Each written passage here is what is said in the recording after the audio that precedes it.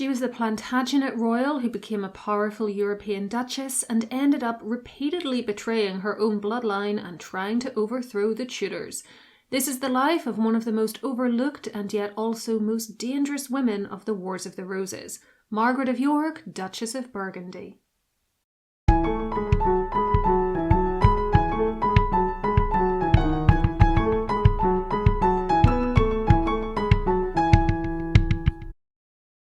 Margaret of York was born on the 3rd of May, 1446, the daughter of Richard Plantagenet, Duke of York, and his wife Cecily Neville. She was the 6th of their 12 children, and among her siblings were the future Edward IV and Richard III. At the time of her birth, Henry VI was on the English throne, but he did not have the best blood claim on it based on his descent from Edward III, for Henry was a descendant of that king's third son, John of Gaunt. Instead, that honour belonged to Margaret's father, who was descended from Edward's second son, and his fourth too actually, because the royals liked a little light incest.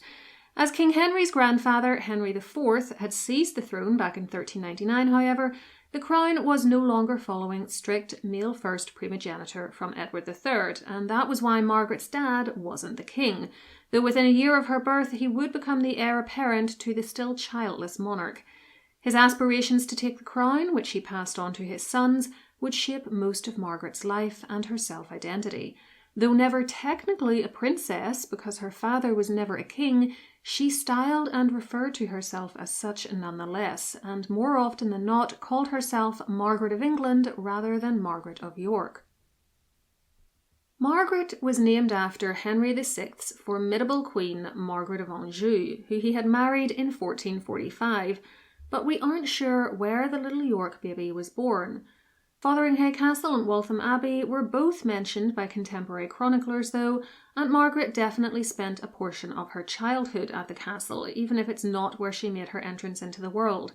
We know very little about this childhood on the whole, but she does not appear to have accompanied her parents to Ireland in 1449, where her younger brother George, later Duke of Clarence, was born at Dublin Castle during their father's lieutenancy of the island.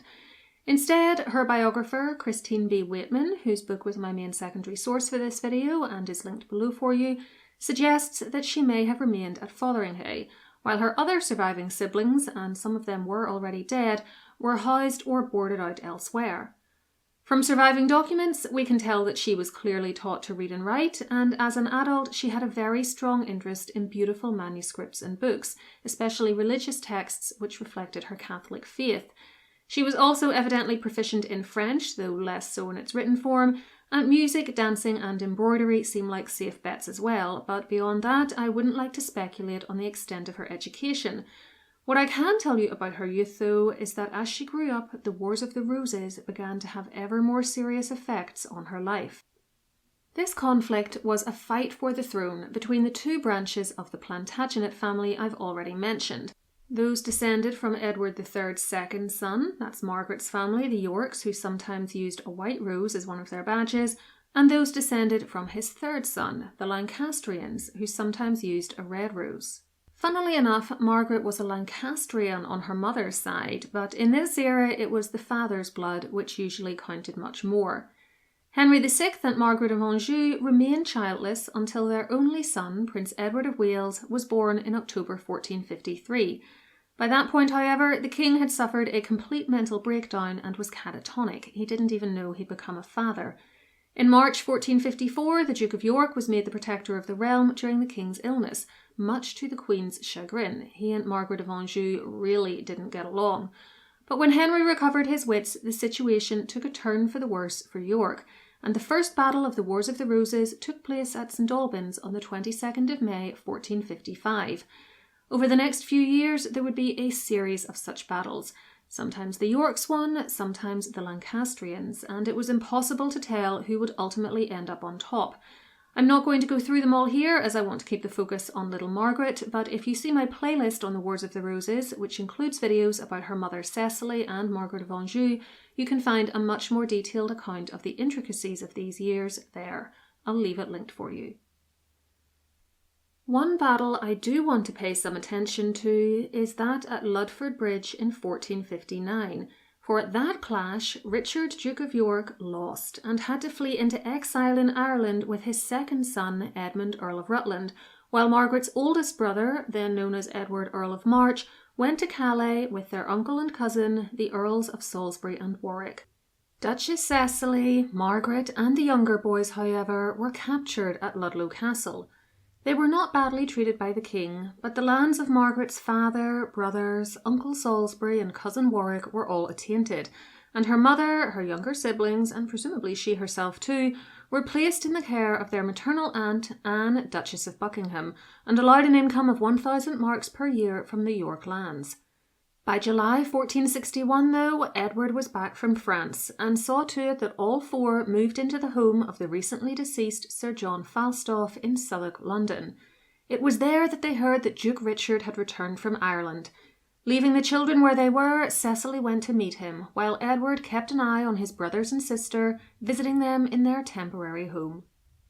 Within a few months, the tables had turned. Henry VI was taken prisoner by York, and the Duke tried to take the throne. The nobility in Parliament weren't having it though, and instead a compromise was reached. By the Act of Accord, passed on the 31st of October that year, Henry VI would remain king, but after his death the throne would go to York and his descendants, thereby completely cutting the young Prince of Wales out of his inheritance. Obviously, Queen Margaret and her son, both still at large, weren't going to go along with this. The stage was set for all-out war, and both sides started gearing up for the inevitable clash. 8 weeks later, the Duke of York and his second son, the teenaged Earl of Rutland, were at Simnel Castle in the north of England.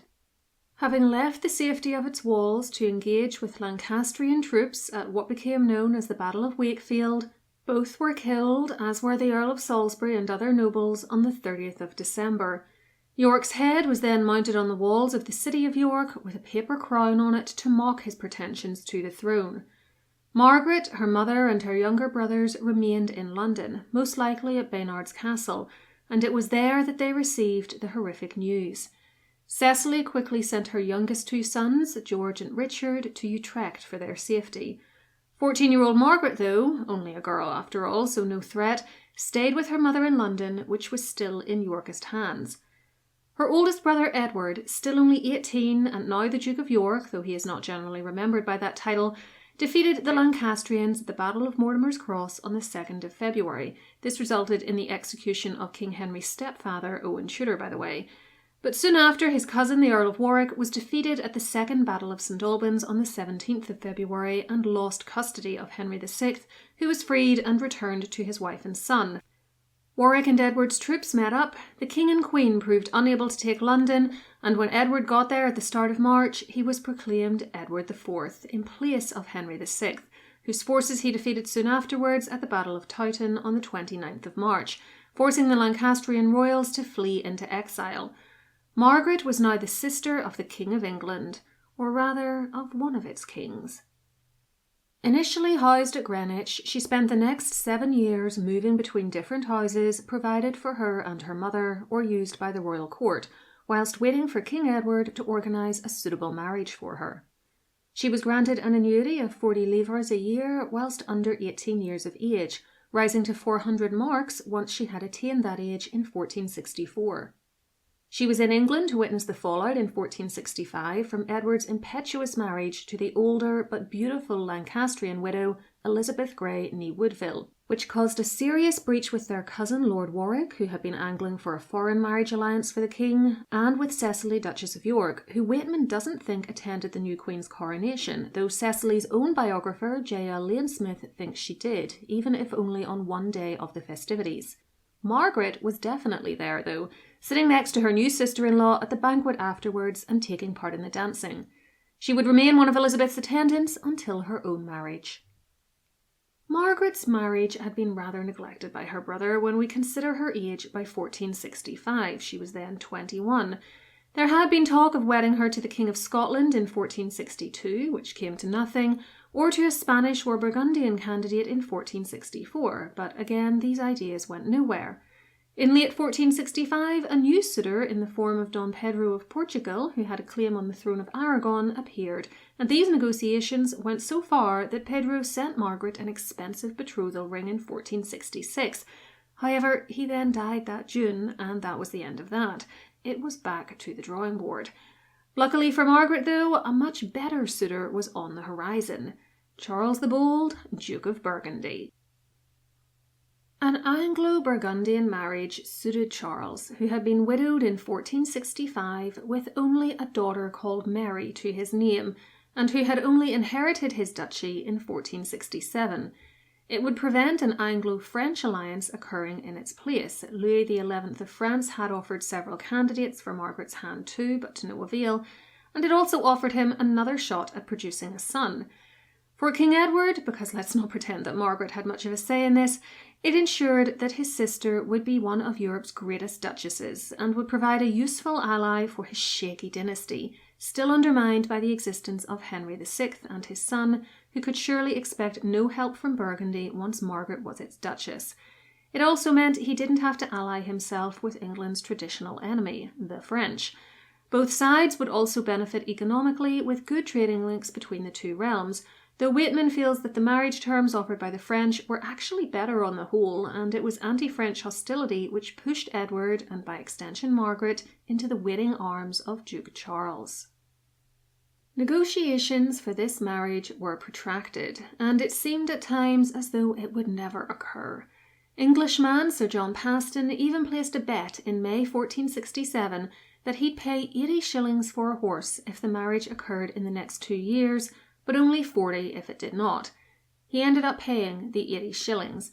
Margaret's betrothal to Charles was made public in October 1467, much to the anger of the French, who were livid that she had not been given to them. King Louis tried and failed to prevent the papal dispensation required from going through, and he spread rumours about Margaret's honour, saying that she'd already had a child, and tried to interfere with Edward's money-raising ventures to raise the dowry. None of it worked, and the wedding occurred on the 3rd of July, 1468. Margaret's dowry was to be 200,000 crowns, paid by Edward in instalments over 2 years. Her dower, or jointure as I'm mostly going to call it to avoid confusion with the word dowry, provided by her husband to support her if she was widowed, was to include the cities of Malines or Mechlin, Oudenarde and Dendermonde. She would also get between 22,000 and 26,000 livres per year for expenses during her marriage. The now 22-year-old Margaret left England on the 24th of June with a fleet of 16 ships to see her baggage and her retinue safely across the Channel and to Sluis, which I'm probably not saying correctly and which is now in the Netherlands, the following evening.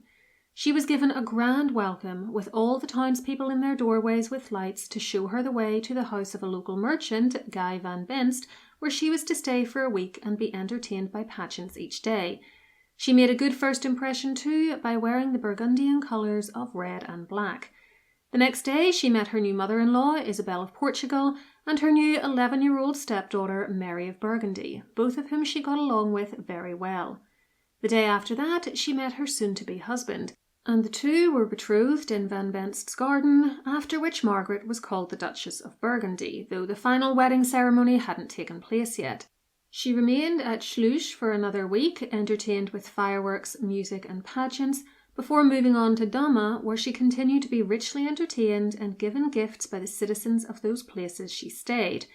Finally, the actual wedding occurred in Damme in the house of a man called Weitz. Margaret of Burgundy, as she now was, then had a grand entry into the city of Bruges, carried to the ducal palace in a litter draped in crimson cloth of gold, wearing a dress of white cloth of gold with white ermine fur trimming and a crimson cloak, and her hair loose. Topping it all off was her very own coronet. Remarkably, this incredible piece of jewellery still exists in the cathedral at Aachen, to which Margaret later donated it, and is one of the few pieces of treasure from the medieval English crown jewels to survive. Most of them were destroyed in the 17th century by the Cromwellians. It is only 12 centimetres in diameter and clearly meant to be worn over a hairdo or perhaps around one of the coned hennin headdresses so popular at this time, and which we see Margaret wearing in the best-known portrait of her. It is decorated with her name, Margaret of York, in enamel, and with a diamond cross and a large white rose, the symbol of the House of York. This and the form of her name makes some suspect that it predates her wedding and might have been made at the time of her brother's coronation. There were also lines of pearls around it, other precious stones, and, in what might be a later addition to make it suitable for her wedding, the initials C and M in lovers' knots. There's always the chance, though, as Whiteman says, that Charles had it made for his bride. If so, though, it was generous of him not to add more Burgundian symbols to it. Just before we move on, please remember to give this video a hype, like and comment, and subscribe with the notification bell switched on. For more from me, you can also become a channel member or find me on patreon.com/historycalling, where I provide bonus material, including patron-only podcasts every week, depending on what tier you join, and we'll be giving a review of Whitman's book to complement this video. The link is below for you, as is one to my website, historycallingofficial.com, where you can join my free mailing list and also get access to 2 complimentary downloads right away. As for the looks of the woman underneath this coronet, the portrait of her in the Louvre Museum has been dated to roughly the year of her wedding, and from it, and descriptions written by those who saw her, we know that she was fair-haired and tall like her older brother, whilst also pious and reserved in her character and someone who rarely smiled. She had an oval-shaped face, grey eyes, and according to one observer, possessed an air of intelligence and will. The wedding festivities, which began with her entrance into the city, lasted for 9 days, and the processions, pageants, tournaments, decorations, banquets, and gifts to the new Duchess were so spectacular that they were written about at length by chroniclers and historians for years afterwards, and were apparently barely dampened by the rain which lashed down on top of them. That problem aside, things seem to have gotten off to a very good start for the Duchess of Burgundy. There were problems to come, though. No doubt the greatest disappointment in Margaret's marriage was its lack of children. Despite trips to shrines to try to become pregnant, there was no royal baby to show for it, while little Mary of Burgundy and the illegitimate half-siblings that her father produced showed that the issue was apparently with Margaret. Despite this disappointment, there is no evidence that it caused a breakdown in the marriage of the kind which would occur in the following century between Margaret's great-nephew, Henry VIII of England, and his first wife, Catherine of Aragon, or his second, Anne Boleyn. Charles, though, had a different temperament to Henry.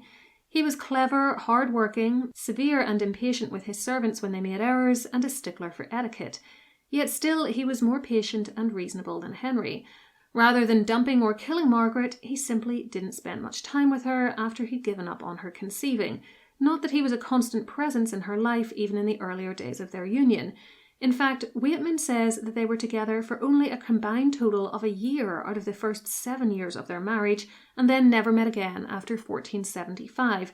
And to be honest, when I read those stats, I actually thought Margaret might have conceived if her husband had just put a bit more effort into it. He was too busy with matters of state, however, putting down rebellions and negotiating treaties.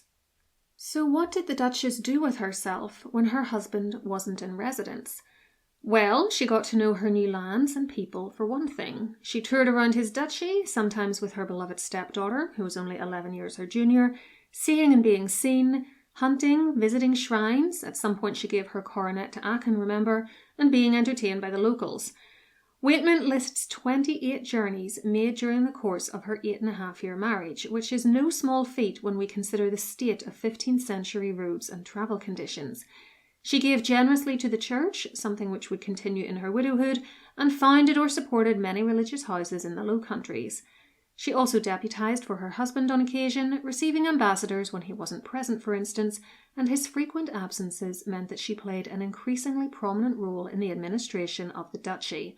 Her mother-in-law, Isabel of Portugal, was not to be a long-term presence in her life, dying in December 1471.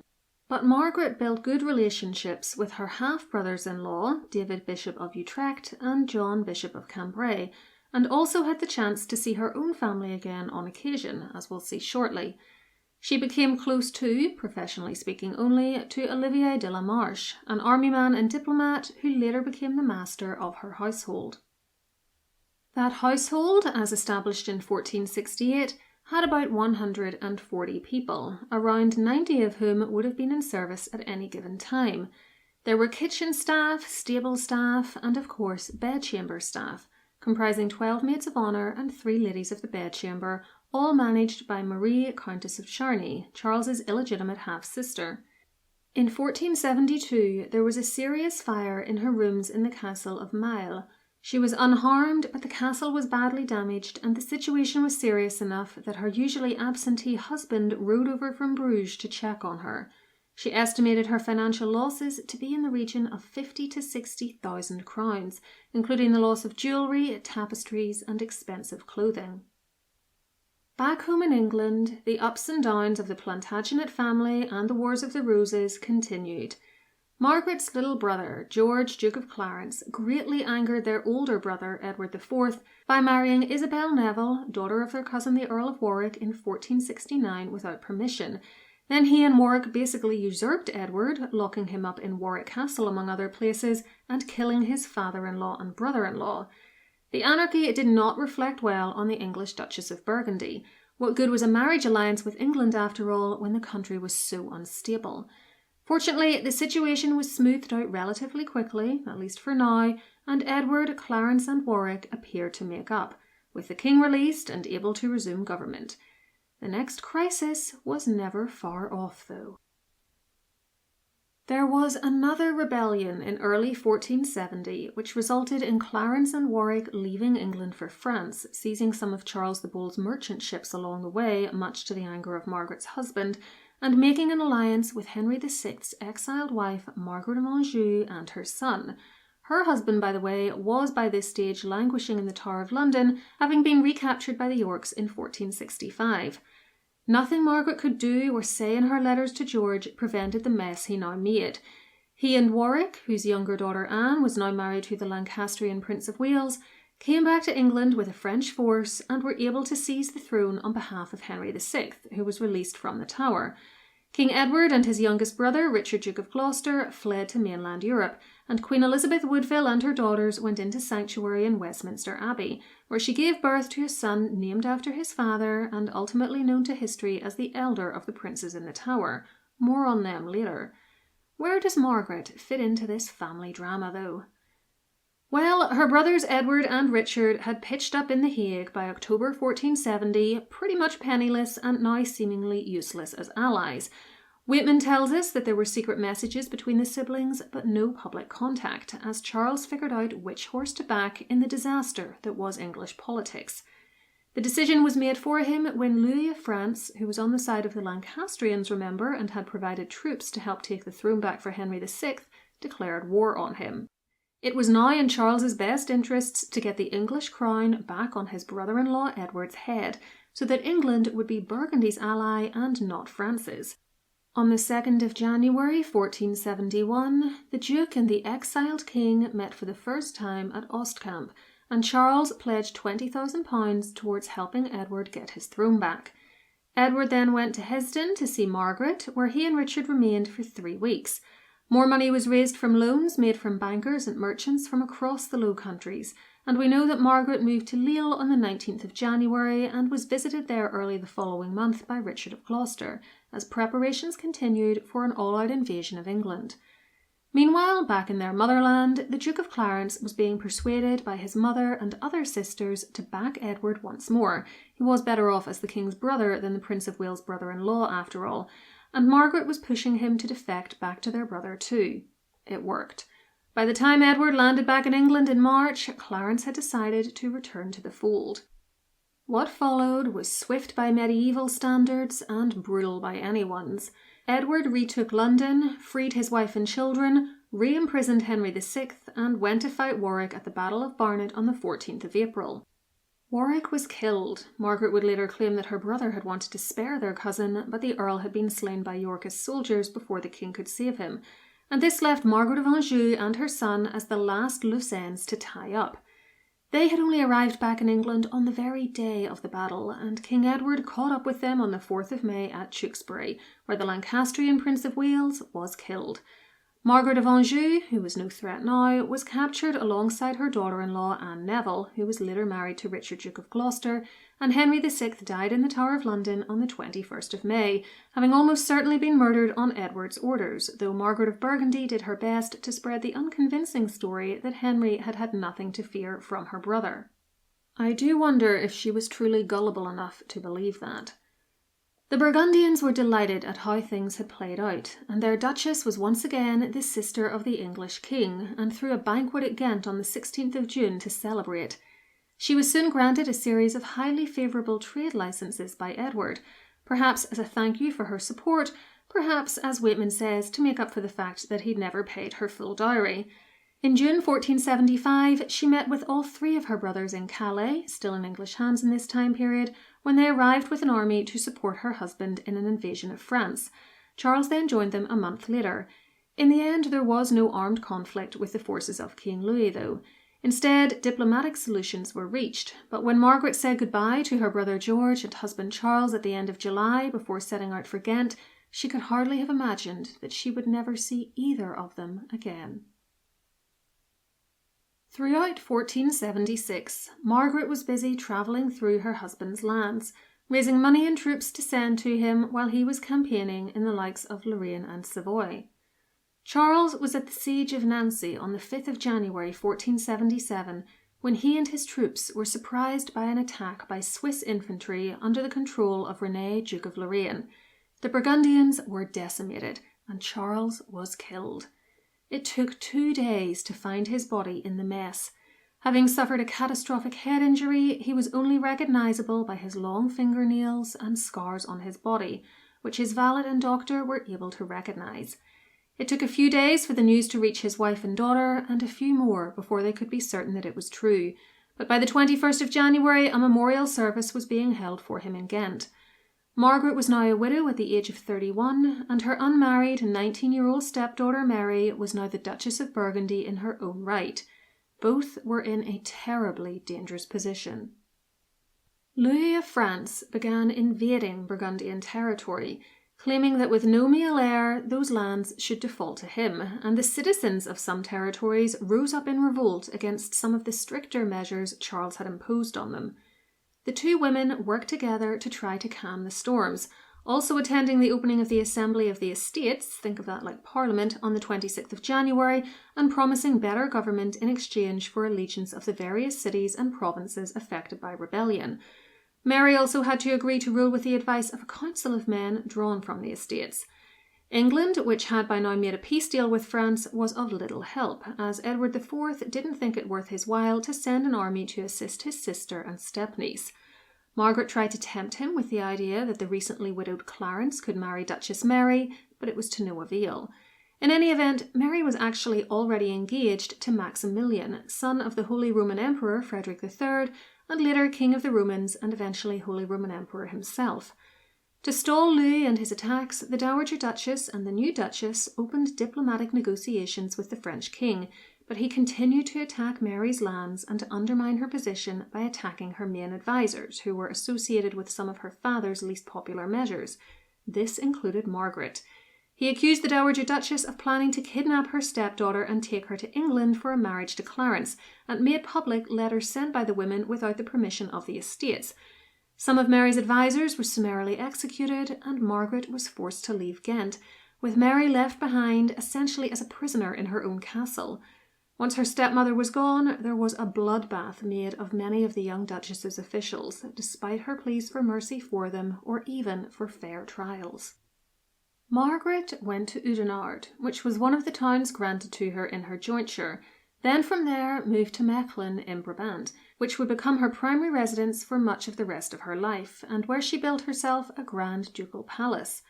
She continued to support the match for Mary with the 18-year-old Maximilian, on the word of a princess, as she put it, and in August 1477, much to King Louis's annoyance and with Margaret in attendance, the wedding finally occurred in Ghent.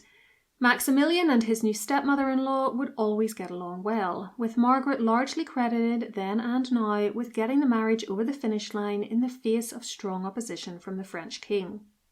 She also had to arrange her jointure payments, which according to her marriage treaty were dependent on her entire dowry being paid by her brother, which it never had been. She should therefore have received a reduced jointure, but in fact she was able to negotiate a very favourable settlement which gave her all her mother-in-law's former dower lands, among other things.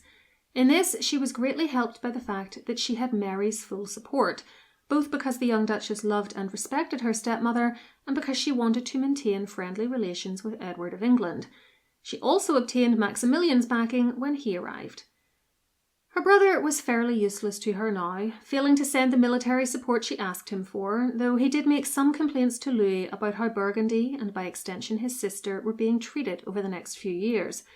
Still, it was Margaret who managed to protect her own financial situation, not Edward, and she was such an effective negotiator and politician, in this matter as well as in general, that Louis hated her guts, which is really quite a compliment. She was now an exceptionally rich lady, and still only in her 30s. There were few mentions of a second marriage, though, which Waitman attributes both to Margaret's apparent inability to conceive and also to the fact that few men could have rendered her better off than she now was. As for what was going on in England, there is no evidence that Margaret attempted to intervene on behalf of her brother Clarence when he was arrested in 1477 and ultimately executed by drowning in wine in the Tower of London in 1478. See my video all about his unusual death to learn more. She was distracted anyway by her stepdaughter's first pregnancy and the birth of Mary and Maximilian's son, Philip the Handsome, sometimes called Philip the Fair, in June 1478, who would later marry Joanna of Aragon and Castile. Margaret was the child's godmother and carried him at his baptism in Bruges, where she displayed him naked to the populace to prove he was a boy and not a girl, as the French had been putting out rumours about the baby's gender. She continued to spend a lot of time with Mary, who named her second child, born in January 1480, after her beloved stepmother, rather than after either of the child's actual grandmothers. Margaret of York once again stood as godmother, this time to a little girl who would later marry Joanna's brother, Juan, and later still be a mentor of Anne Boleyn's in the 1510s. She is known to history as Margaret of Austria. Later that same year, 1480, Margaret made a visit back to England as an ambassador from Burgundy, spending the summer months in her homeland. She sought English archers to help Maximilian's army in the ongoing fight against France, and a marriage alliance between little Philip the Handsome and her niece, Princess Anne of York, third surviving daughter of King Edward, whose eldest was already engaged to the Dauphin of France, with the second daughter intended as a backup in case her big sister died. Margaret was very well treated and entertained, and she managed to get her brother to agree to both the marriage between Anne and Philip and to support Burgundy with 6,000 archers immediately and a 2,000 crown loan, though in the event that many men couldn't be recruited and the marriage never occurred. Other deals were made too to get English support against France, but Margaret failed to get any more of her own outstanding dowry paid. She did, however, have the opportunity to meet Edward IV's children, most of whom she'd never met before, save the oldest two girls who had only been tots the last time she was in England, and this chance to see her nephews in particular will be of great importance later on. She left in the middle of September, never to see any of her close blood family again. Before we get to the upheavals in Margaret's birth family, which were to hit during the 1480s, we first have to deal with a disaster in her Burgundian family. Duchess Mary gave birth to a short-lived son called Francis in September 1481, and by March 1482 she had recovered and was back to horse riding. She was on a falcon hunt near Bruges when tragedy struck. How it happened exactly is unclear, but the 25-year-old Mary was thrown from her horse and critically injured. She lasted a few weeks in great pain, but died on the 27th of March, possibly pregnant with her fourth child. Sources differ on this point. She was buried in Bruges in early April. It was a personal as well as a political nightmare for Margaret and Maximilian. Both had truly loved Mary and were heartbroken to lose her, nor could they adequately protect her children, as Mary had asked Margaret to do on her deathbed. There was great resistance throughout the Low Countries to the idea of Maximilian being Regent of Burgundy for his 4-year-old son, despite the fact that this had been Mary's wish, and instead a regency council and peace with France was favoured. As the two infants were in a castle in Ghent, the name of which I have decided not to butcher, but I'll put it on screen, and therefore outside their father's control, Maximilian and Margaret, who supported him all the way, were forced to agree to terms which neither wanted. By the Treaty of Arras, signed on the 23rd of December 1482, about 9 months after Mary's death, Little Margaret of Austria was engaged to the Dauphin of France, so much for his former fiancée Elizabeth of York and the pension the French had long been paying to her father Edward, and the toddler was sent to France almost immediately to be raised there. The French king also took control of Burgundy and Picardy, leaving only Hainaut and Flanders for little Philip. Margaret, though, who Louis was keen to get on side, came out of the treaty quite well, with all her disputed dowry lands restored to her and a 20,000 crown payoff.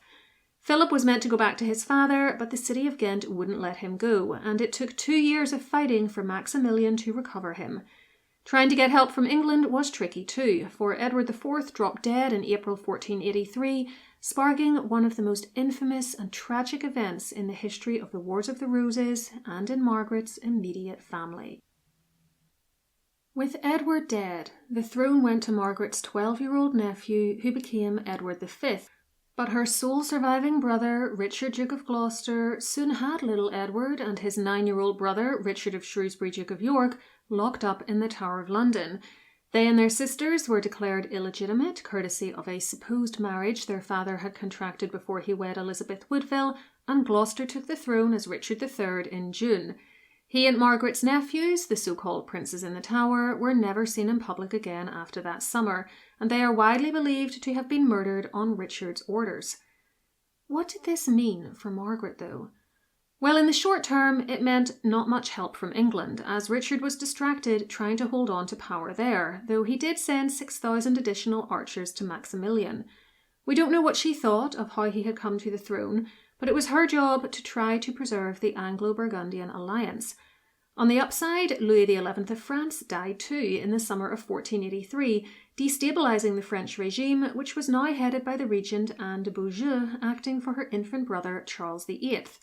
This destabilisation contributed to the capitulation of numerous lands back to Maximilian's control, including Ghent, which finally had to give up his son to him in mid-1485. He now went to live with Margaret in her house in Mechlin, which was bought from her by the city and given to Maximilian and Philip. She would continue to live there, though, to raise the child. Meanwhile, back in England, her last brother was about to die, and the throne was about to go to an unlikely candidate, over whom she would have no influence. He was Henry VI's half-nephew and a member of the House of Lancaster, and his name was Henry Tudor. A grandson of Catherine of Valois, he was supported by the French, who wanted to tank any further talk of an Anglo-Burgundian alliance. When he became king in August 1485, Margaret's stock sank, as her house no longer ruled England. Though Henry VII, as he now was, married her niece, Elizabeth of York, in January 1486, it was still quite the come-down to go from being the sister of the king to the aunt of the queen consort. Furthermore, Henry did not respect the valuable trading licenses which had been granted to Margaret by her brother Edward, and the loss of this English income must have been a slap in the face, despite the other wealth she possessed. In fact, Henry, who had spent much of his teens and 20s in France and Brittany, did not seem overly interested in building good relations with Burgundy and using his wife's aunt to do so, and Waitman makes a convincing argument that this was a diplomatic blunder on his behalf. It would have been better to make an ally than an enemy of Margaret, and through her Maximilian, as time would show. With Henry uninterested in allying with them, both Margaret and her stepson-in-law, who relied on her to help him manage the Low Countries, were more than happy to support pretenders to the English throne in the hopes of a new regime there which would be more favourable to them. Plus, of course, Margaret of York had no love for a Lancastrian king. That they chose to support pretenders is interesting, though, because Maximilian and his son actually both had better blood claims on the crown than Henry did, being legitimately descended from John of Gaunt rather than illegitimately, as too did Duchess Margaret, being the sister of the most recent king.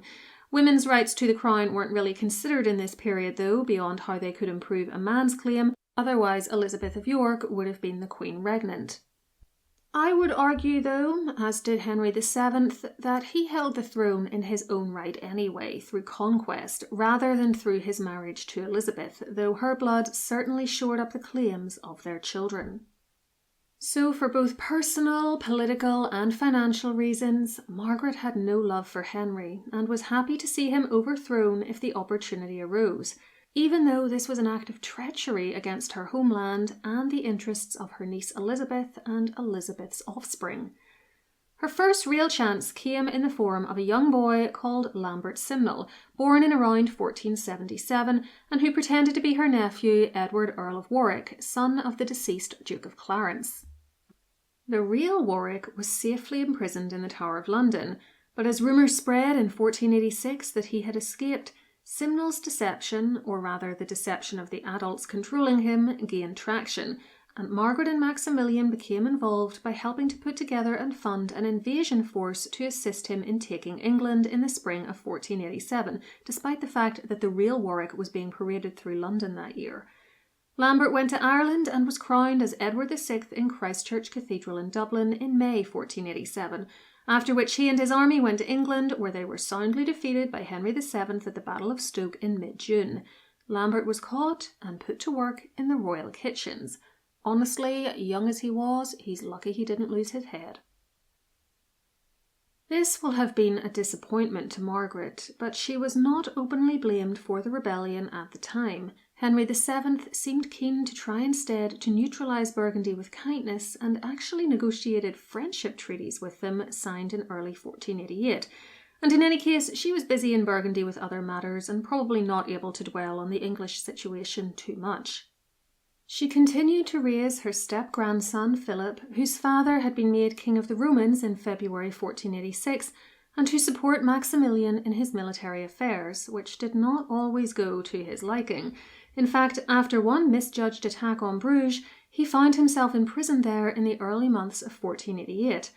Margaret kept little Philip safe during this time at Mechlin, and it was only when Maximilian's father, Emperor Frederick, and the Pope intervened that Maximilian was finally freed. Determined to get revenge for his treatment, he turned for support to England, and his alliance with Henry VII ensured that there was no support for anti-Tudor pretenders from Burgundy for the next 4 years, showing that Margaret did not move against her niece's husband unless Maximilian allowed it. The King of the Romans was even invested with the Order of the Garter in December 1490. It was only when Henry made peace with Charles VIII of France in November 1492 that the relationship with Maximilian broke down once more. As for Margaret, by this stage she was nearly done raising the teenaged Philip, but she was about to be reintroduced to the boy's little sister, Margaret of Austria, who was spurned by the French and instead of becoming their queen was instead returned to her father's custody in mid-1493. Thereafter she formed a good relationship with the woman after whom she was named.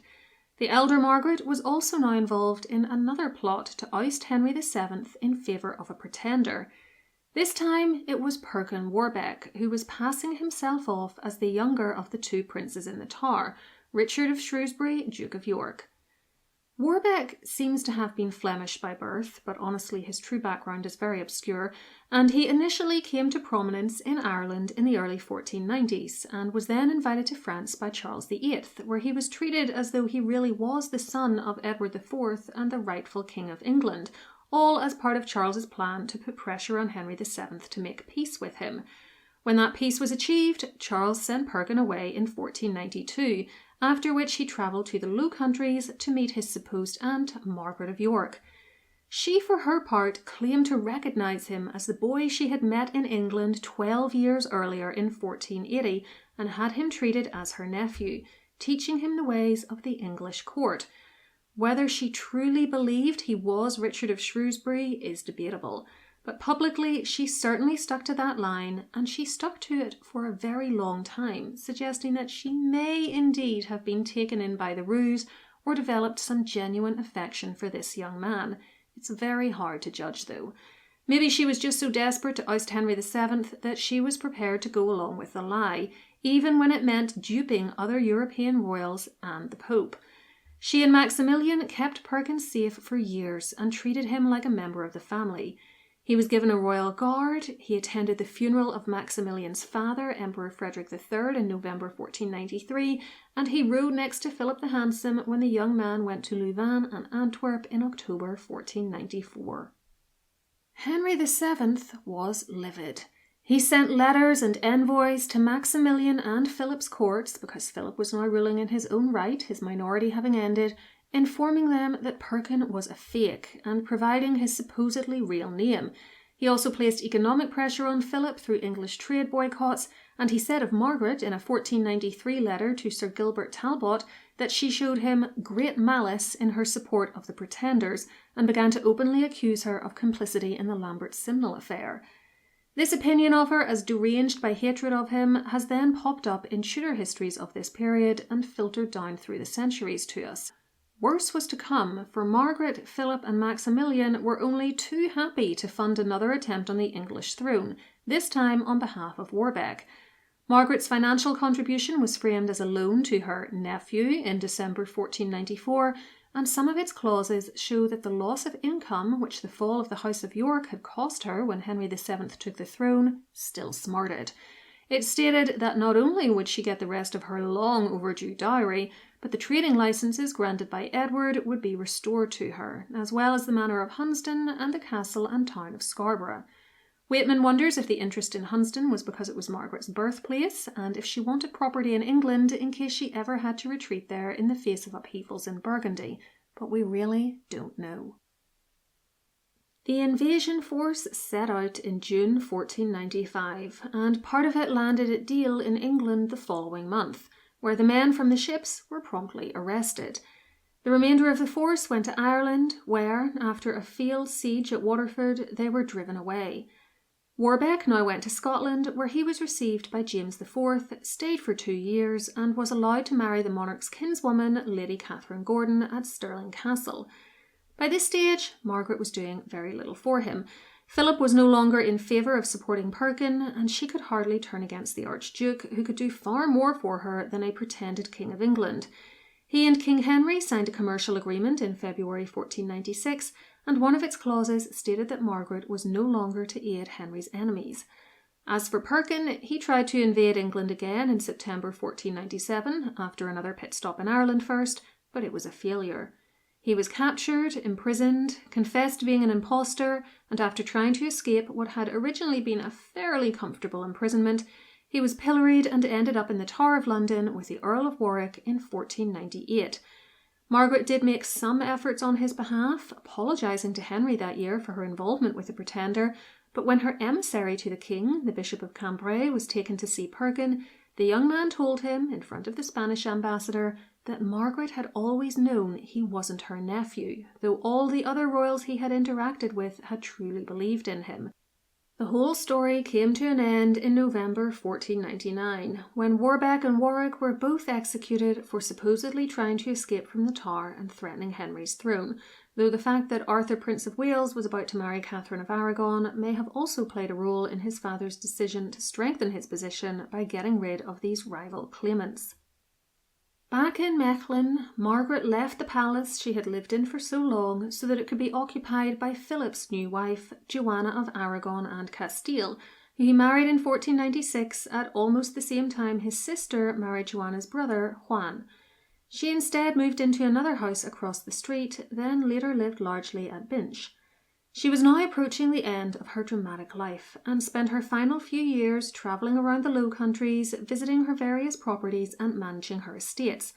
When Margaret of Austria was in the Low Countries, before and in between her marriages, her husband Juan of Castile died after a year and she was then remarried to Philibert of Savoy in 1501, the two spent time together, and the Dowager Duchess of Burgundy's loyalty to Maximilian and Philip remained unwavering, as was theirs to her.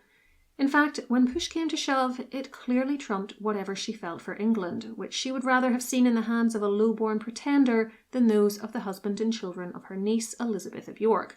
She suffered bouts of ill health in her final years, including a fever in May 1497, but still came to court to receive visitors when Margaret of Austria and Joanna of Castile were unavailable, and was godmother to the children of the great and the good, including the future Charles V of Spain.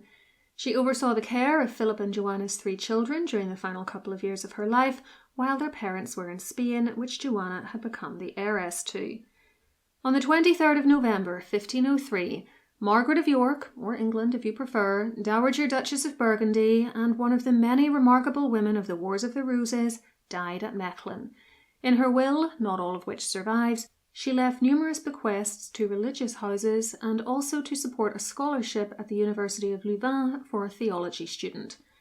She was buried in the church of the monastery of the Recollects at Mechlin, but her alabaster memorial was destroyed later in the 16th century, though we aren't sure precisely when. We have an account of it, though, which tells us that it showed two statues of Margaret, one kneeling next to Saint Margaret and the other depicting her wearing a crown and laid out in a shroud with 3 monks watching over her.